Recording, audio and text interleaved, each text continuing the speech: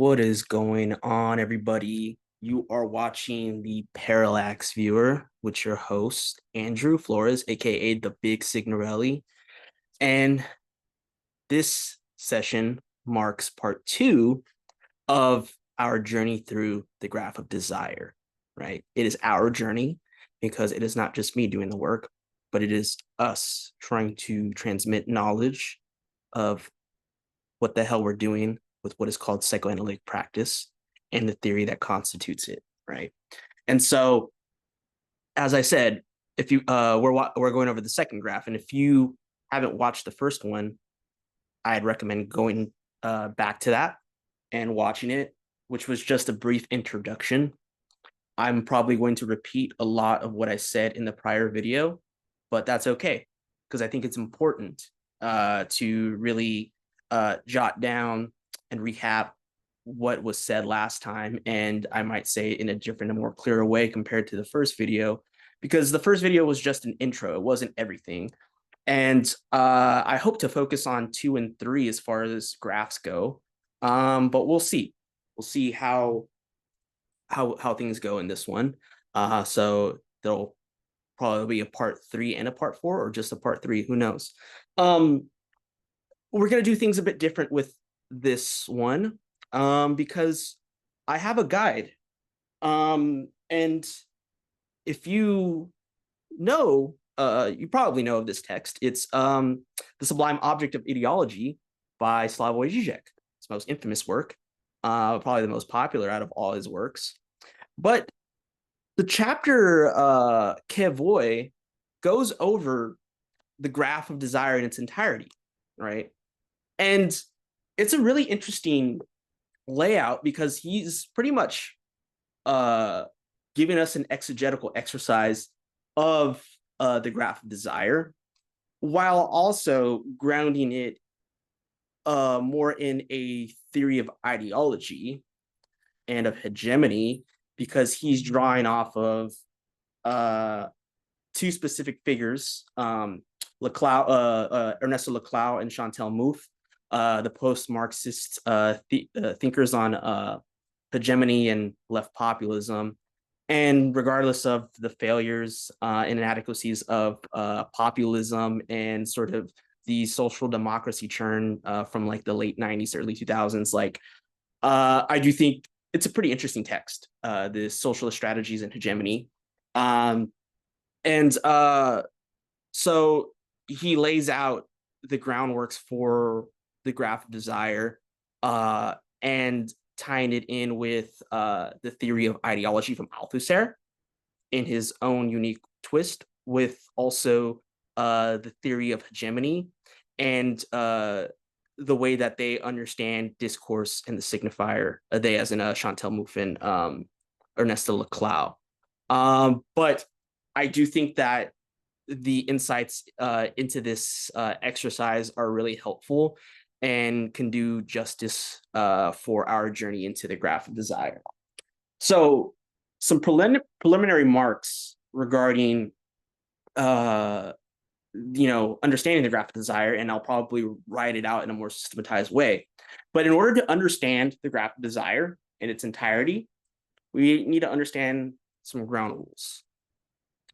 The first one is that we have to remember that desire, man's desire, is the other's desire. So when we're thinking about desire and the graph of desire, we have to understand that it is also a reconstruction of the problem of the other and the other's desire and how the subject relates to the other, right? That we're not dealing with conscious desire, but unconscious, right? That's not the next point, but maybe that could be a point. The second one is that in order to understand the function of the graph of desire, we have to understand the signifier and the logic of the signifier, right? That the signifier is not a sign in the Saussurian sense, and I said this in the last video, but it's not the Saussurian sign of the binary 1-to-1 ratio of the signified and the signifier, right? But that Lacan flips it on its head and privileges the signifier.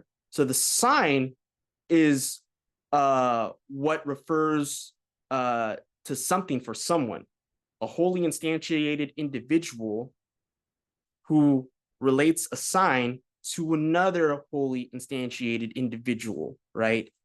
And we live in a network of signs, right, that have a referent. Classic example would be like, the picture of the cat or a picture of a tree. That's the signified. It's the concept. It's the referent. And then the word signifier at the bottom, or the word tree, would be the signifier or the audio image, right? That is spoken or written. Lacan flips the formula on its head to privilege the signifier, which no longer needs a reference, but is articulated by its own logic of difference, right? The signifier does not have its own referent.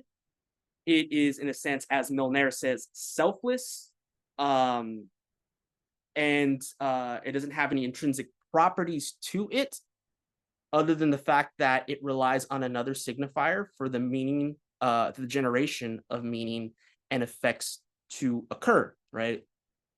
So desire is always the desire of the other. The logic of the signifier, right? The next one would be that we should not see these graphs as a linear progression to a final form, right? Graph 4 doesn't mean the ultimately complete graph, right? Nor is it a sort of teleological end. Same thing with the signifier, right? We have this intuitive notion of seeing like, a linear progression of the chain, but we need to see it retroactively. So just like the signifier, the graph itself is a retroactive articulation, right? That we're always moving backwards, even when we go forwards, right? So why that matters is because we shouldn't see like graph number 1 as just, okay, it's just got like just this small graph, but then you have graph 4, which is the complete form. No, actually graph 4 represents a rearticulation of what happens in graph 1.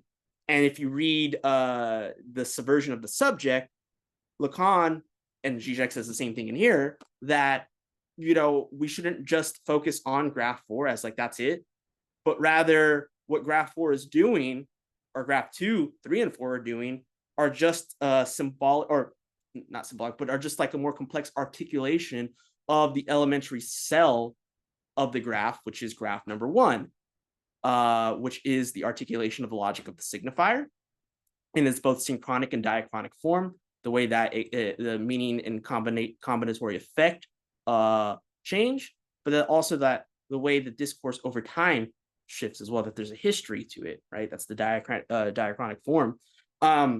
And so everything that we see in graph 1 is playing out in all the other graphs, right? So we should not abandon that, right? Desire is the desire of the other, logic of the signifier, and retroactive movement, right? I should also add that with the way that the sort of elementary graph of the chain functions, it's one of quilting, right? It's a quilting point. And it's funny that like some people say that like he abandons quilting point, like he only brings it up like of course in the seminar 3, but and then like maybe like once in passing in another seminar, but he's constantly mentioning it when it comes with the graph. This is a sort of illustration of what quilting point is.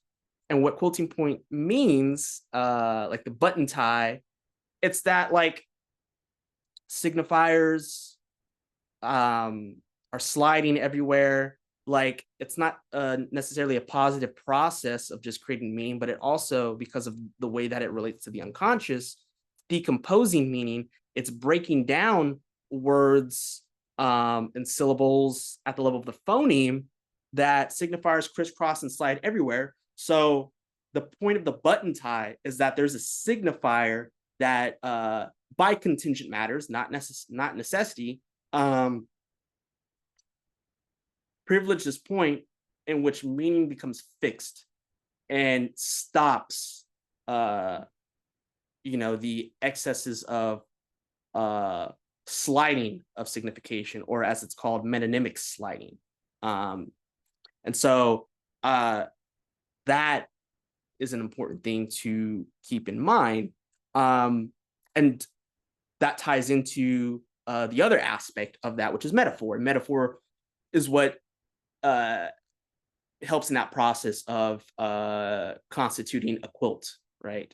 Not saying that metaphor is the only, but just that in the onset of metaphor and metonymy, metonymy is always breaking down, it's always sliding, but the metaphor is a substitutional process, but also something that helps to stop sliding, right?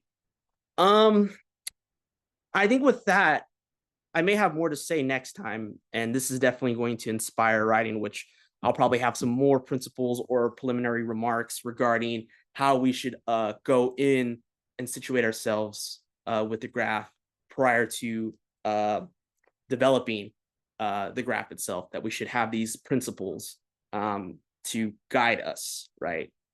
But for now, I think understanding the fact that when we're talking about desire, it's always the other's desire or desire of the other, however you want to name it or formulate the phrase, but it's about the other, that the logic of the signifier is a must to understand what's going on in these graphs, that this is not a teleological process, but a constant retroaction.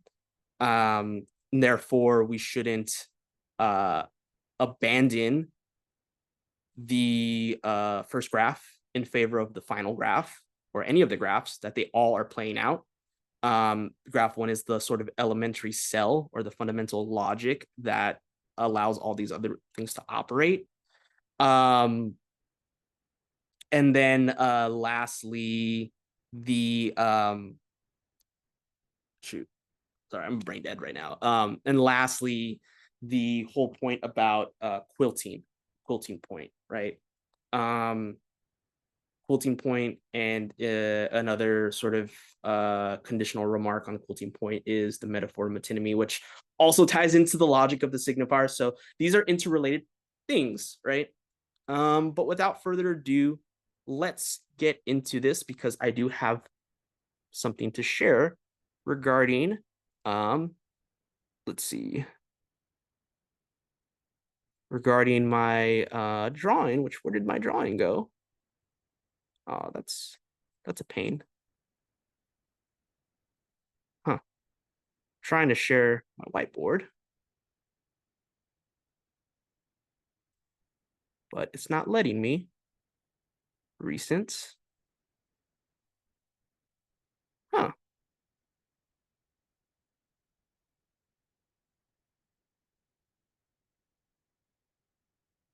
That's weird. I had something to share, but I don't know. It's all good. Anyhow, so let's go over some review. So in the first one, right, we have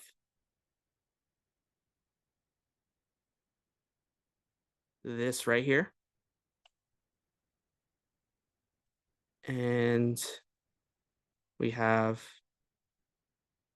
that right here. So in this first graph, what we have is this mythic moment of sort of subjective need, right? Which is a delta, right? Or it's the screaming, crying, helpless child. For Zizek, this is the subject that enters into ideology, the interpolated subject. Right here, we have this chain of the signifying function and its articulation. we have pretty much discourse. This is the other in which a signifier is produced. In the Laclau and Muffian terms, we have floating signifiers everywhere. And it is from here that we come back that we become a split subject in Lacan's terms. We become a subject of ideology, and a signifier quilts and unifies the subjective position for Laclau and Mouffe, right? And please don't beat me up on if I get some of the terminology wrong. I'm still in the process of reading it and only know so much of what I've read of them and also what Zizek reiterates. But as he points out that for Laclau and Mouffe, we live and are immersed in discourse and discursive practices that have sort of ways in which orient ourselves around hegemony and ideology. And so, yeah, this button tie not only creates the split subject for Lacan, but also brings us into interpolation as ideological subjects, right? And so, like, signifiers are everywhere, and it's just the fact that by the contingency of the symbolic order and of the signifying function that effects are produced, that there is this point of unification that also splits us, right? And so Zizek says, like, in the beginning that what I've kind of reiterated about, like, how, yeah, there are four successive forms, but they're not sort of teleological, they're retroactive. So, like, this right here, this delta of need enters into the symbolic chain, crying child, and comes back as a split subject. This sentence, or this is the signifiers of language, right? That are expressing itself as the child is within the other of language, right? And the other doesn't necessarily have to be a specific person, the otherness of language itself and its alterity. So it could be a mother, it could be a brother, it could be a father, it could be sister, it could be anybody, right? It's the fact that we are speaking beings and we are immersed in language, right? So we're not talking about like an idealized form of language. This is not a sort of metaphysics of language. It's purely simple as the fact that what I'm doing right now is I'm speaking. And because I'm speaking, statements are produced, meaning there's an effective meaning. There's the element of something being communicated to you or miscommunicated to you. And all these attributions of the function of speaking and the constitution of language bear onto other beings that become split. They become split because of language, right? There's no outside of language. So, yeah, like, again, I don't want to focus too long or like too much time onto this. Watch the first video, but we could see that this is like the diachronic, I believe, and even the retroactive aspect of it. And then this is like the synchronic chain articulating. In seminar 5 says that this arrow of the delta is like the rational discourse trying to parse out everything right here. And while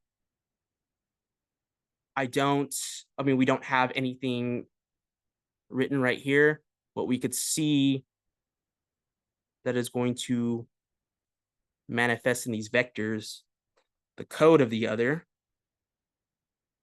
and the message that is received, right?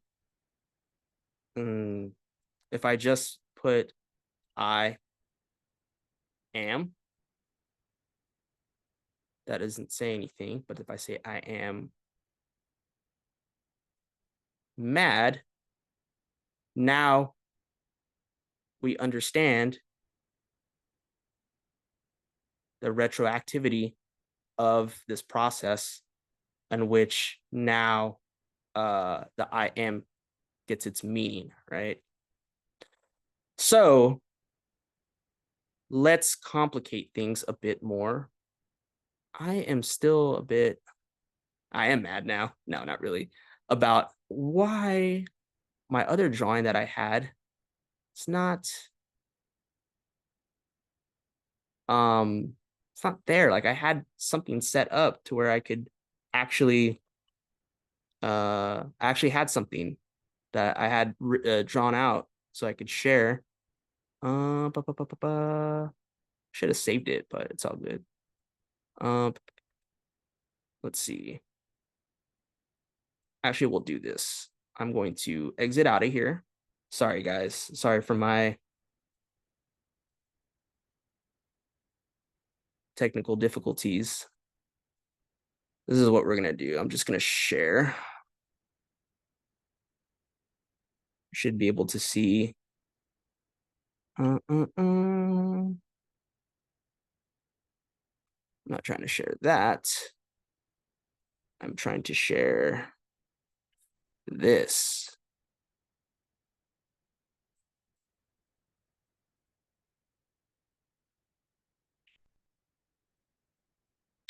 Where is this graph of desire? Perfect.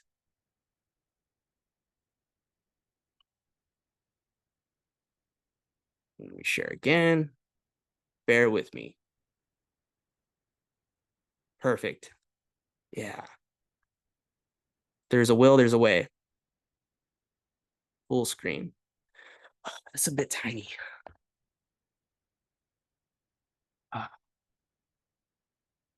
No, it's not working. Okay. Well, we'll figure it out.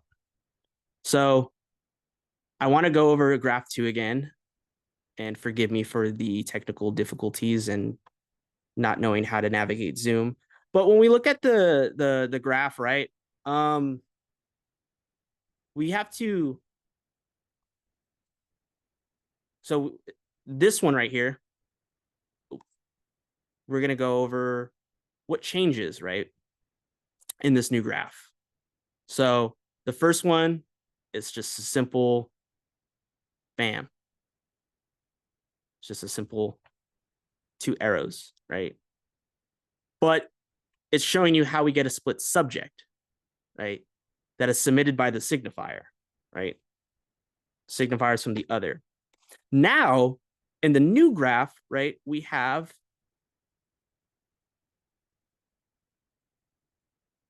these are terrible circles, but bear with me. We have this right here. We have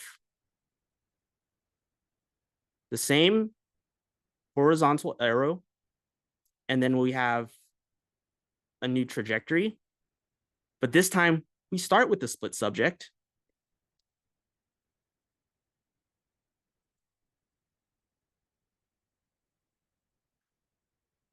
This time, we have new elements, though, new math themes that we're going to put right here.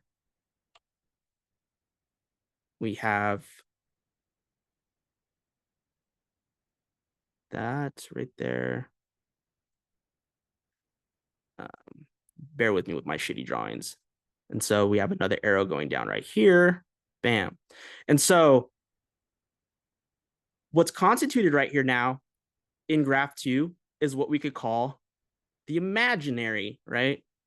So we have the subject, split subject, who's not only split by the signifier, but also split in both the symbolic articulation and its sort of imaginary lure and the imaginary function.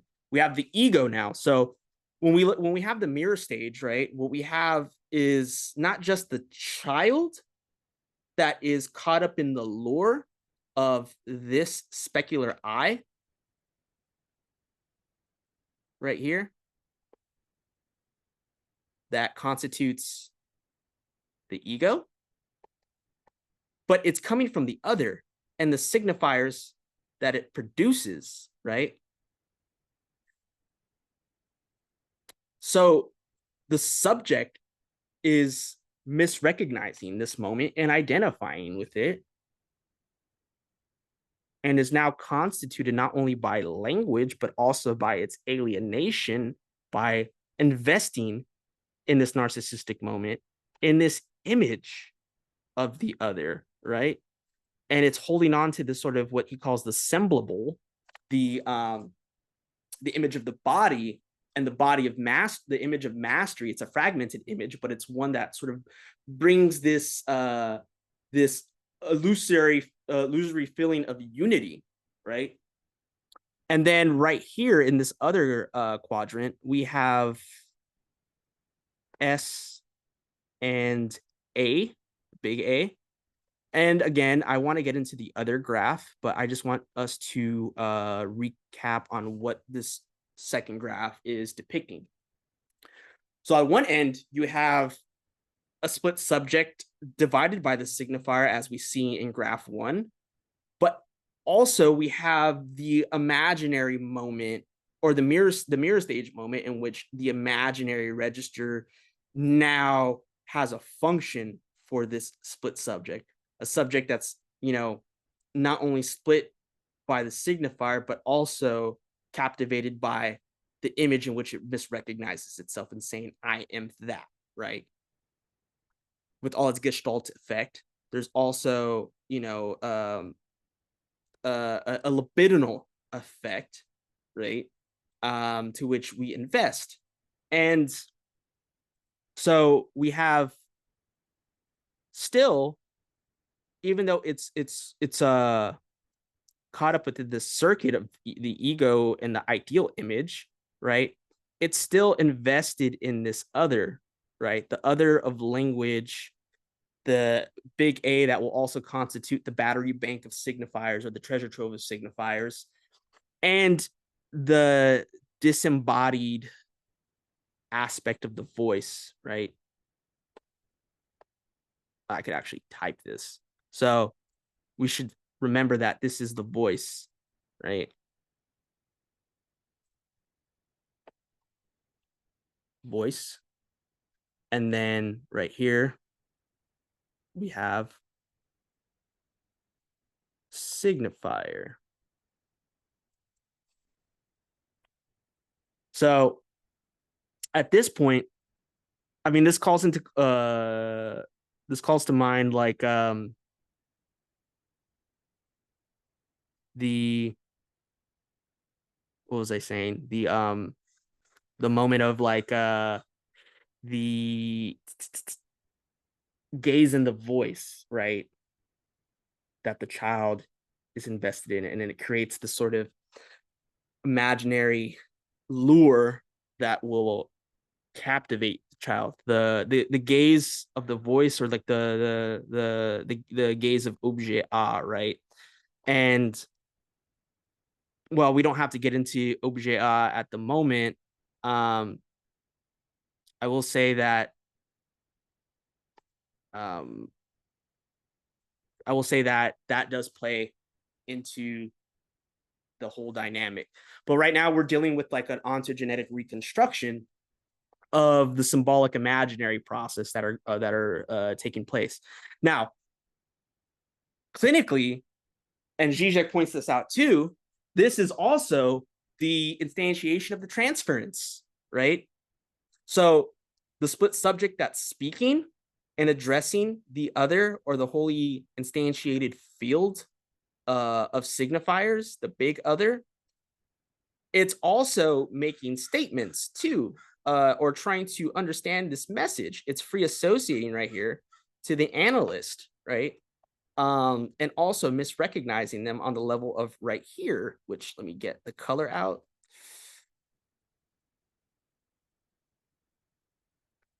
Right. So we have two things going on.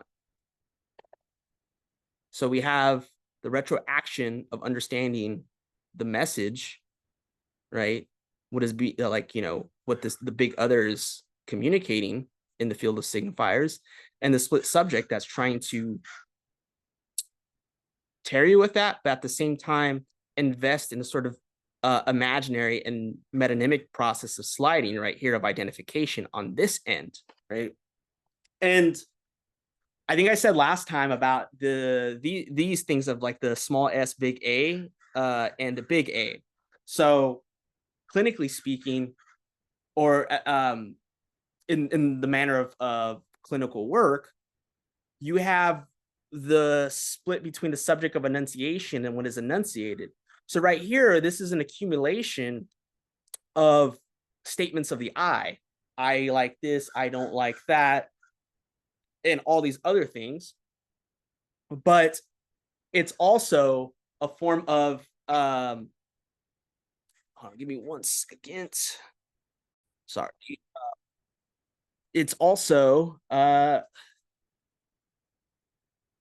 trying to accumulate statements and complete the circuit, because what we should see is that this is a process of trying to understand the message or the code of the other, right? Of what the other wants and some of the demands, and trying to fulfill that process, right?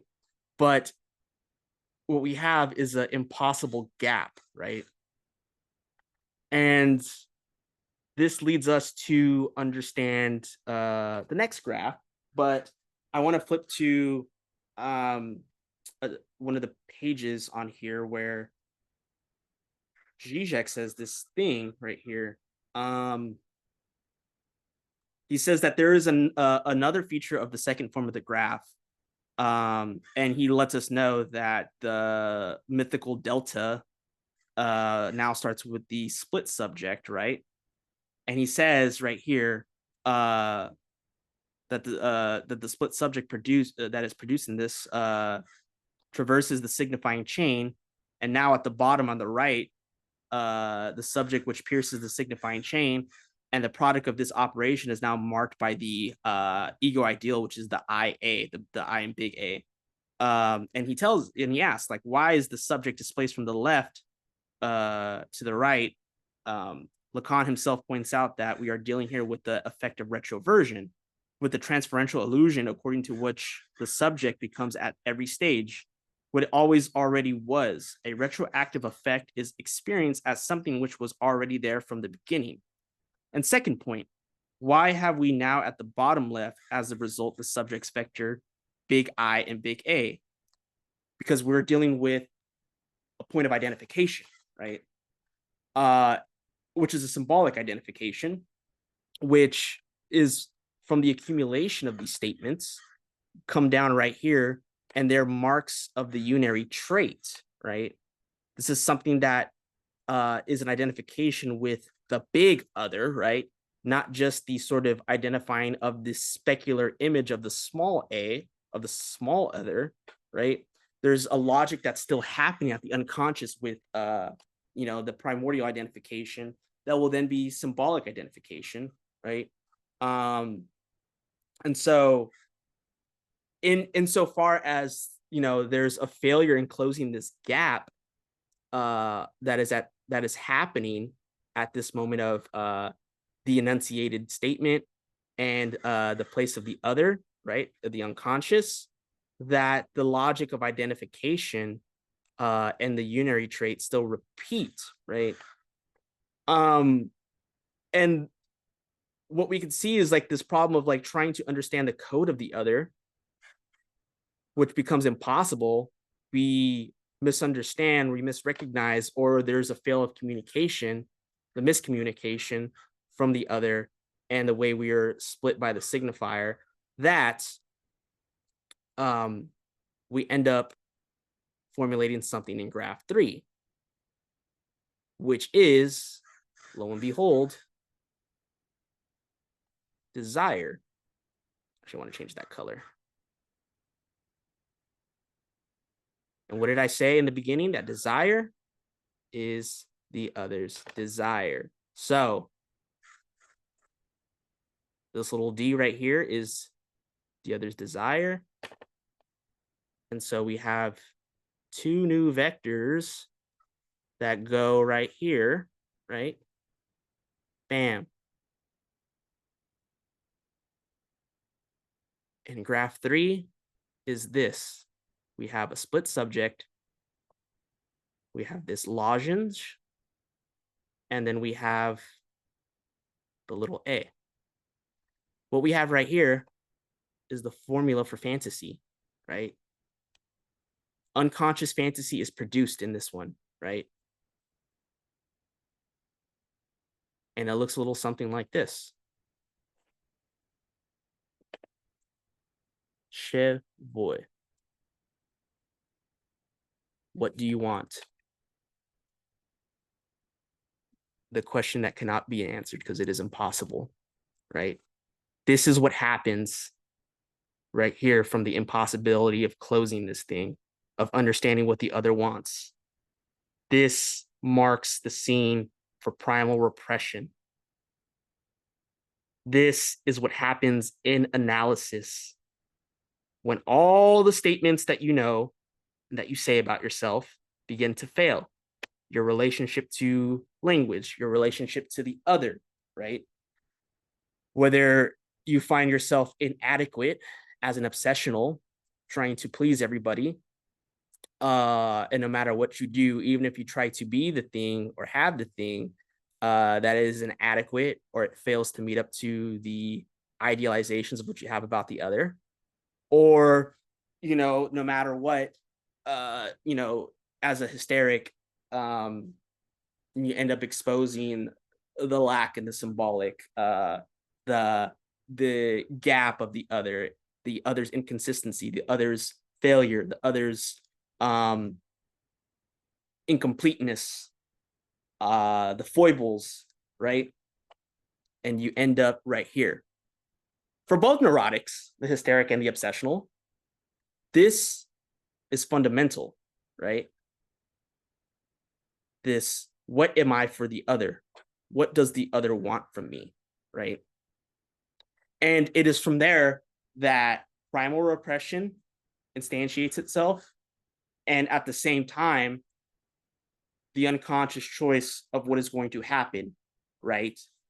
The unconscious choice of obsessionality, of the fixation of an idea separate and disconnected from the affect, or it becomes forgotten, repressed, only to come up as a bodily symptom of a conversion, the Dora's cough, or it is simply just repeating, it is remembering, and it is working through, right? Both neurotics are structured by repression, but it operates differently, right?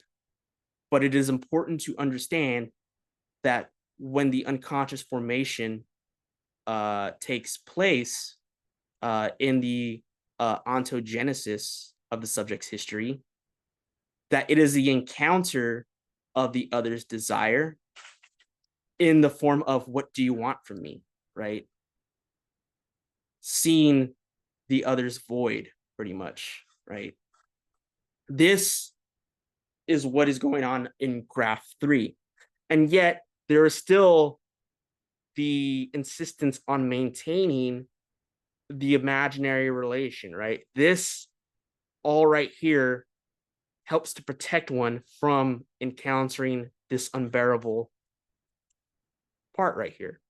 But this, right, all right here in graph 3, all this stuff, this is the juicy stuff that analysts love. We want desire. This is how analytic work happens. This is how we get beyond the facade that the other is whole and complete, right? Which is also indicative of our unconscious, because our unconscious, as Lacan says, as early as function and field, is the discourse of the other, right? It is the discourse of the other. And the more you work through, the more that desire is brought to the table, the more that you're able to know or name, at least, the more you're able to name, the more that truth speaks, right? Rather than being obsessed with what you know and fixated on what you think you know in this vector right here, in this, right? All right here. We don't want that. Or at least it's hindering, right? You want to get into this part. You want to understand about unconscious fantasy, your relationship to the other's desire, and pretty soon the other's jouissance, right? What is it about this that is conditioning desire, right? What is it about the other's desire that makes you keep going, right? This is what we do in analysis, right? This is what the analyst is when they make these interventions at the level of these statements, right? We see the impossibility of understanding the code, right? By realizing that this scansion right here, the SA, the punctuation, which is a failed moment, takes us to this place, the place of the other, right? And that questions that puts into question about the desire, right? And how the logic of fantasy is structuring that, our symptom, right? And of course, we're going to get into other aspects in the graph like drive, jouissance, etc. But for us to do that, we must go through the path of desire, right? This is what the analyst is trying to do because, you know, we're either desiring and it's always about the other's desire, and we're never acting, right?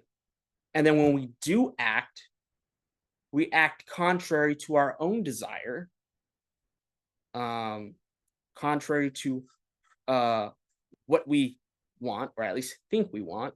And so in analysis, when we speak in this transferential frame right here, this comes up, something that the analyst will interrogate, or at least put into question and have us interrogate, right?